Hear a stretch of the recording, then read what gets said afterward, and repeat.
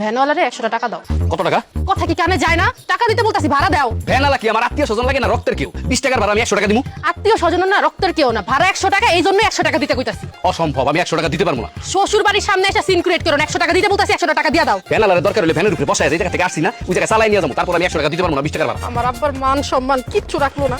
এ মামা, এই নেন। কি করলে এটা তুমি? যা করছি ঠিকই করছি। 100 টাকা যদি দিতেই হয় তোমার বাবার টাকা দাও, আমার এত কষ্টের টাকা আমি দিতে পারবো না। ও আল্লাহ, আমি এটা কারে বিয়ে করলাম? মামা একটু শুনবেন? আপনি রহমান চাচার চিনেন না? এই বাড়ির রহমান চাচা, এটা তো সবাই চেনে। আমি তার বড় মেয়ে। ও আচ্ছা আচ্ছা, আমি বুঝতে পারছি। আপনি কোনো টেনশন নিয়ে না, কোনো সমস্যা নাই, আপনি যান। আমি চাচার কাছ থেকে ভাড়া নিয়ে নেব। সবই তো দেখলেন শুনলেন, কিছু মনে করেন না? হ্যাঁ, টেনশন নিয়ে না তো, যান। এই, ব্যাগ নিয়ে ভিতরে আসো। কিপটা বিয়ে করে জীবনটাই শেষ হয়ে গেছে। এই, তুই কই যাস? এদিকে। গাড়ির থেকে ব্যাগগুলা কে নামাইবো আমি?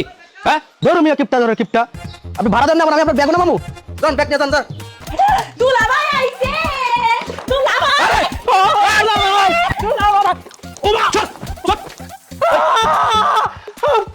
তুতলার বাচ্চা তুতলা, সেই তোর চাপ দিয়ে দোষ সব কেন হয়ে যাবে? এটা কি করলেন দুলাভাই?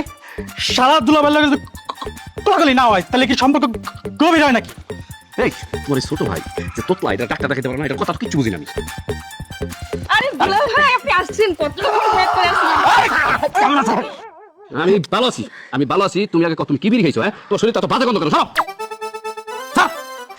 দাও, সাইডে খারাপ দাও, দাও এই যে পাশে দাও। আহা, তুমি এমন বাইক মাছের মতো মোড়ামুড়ি করতেছো কেন? এরা তোমার শালাশালি না, তোমার লগে থেকে ঘষাঘষি করবে। ও হইতেছে আমার ছোট চাচার ছেলে নিজাম, আর ও হইতেছে শিমলা। তোমার তো আরো শালাশালি আছে, ওরা তো এখনো খবরও পাই নাই তুমি আইছো, তাহলে তোমার টানতো। ওগুলো বাকি রাখছো কে? সবগুলো রাখো, আমার টাইনা টুইনা সিরামি একবার খাই ভালো। তুমি হইলা এই বড় বাড়ির বড় জামাই, তোমার একটা দায়িত্ব আছে না? তুমি তোমার প্রত্যেকটা শালাশালিরে গিফট কিনে দিবে, ওরা অনেক খুশি হইব। তাই নাকি? বাহ, খুব সুন্দর একটা কথা বলছো। তোমার বাবা রেখে কিনে দিতে এত কষ্ট করে টাকা উপার্জন করছি, এই শালাশালি আবার কি গিফট কিনে দেওয়ার জন্য আমি কোনোদিন পারবো না। অবশ্যই তোমার পারতে হবে।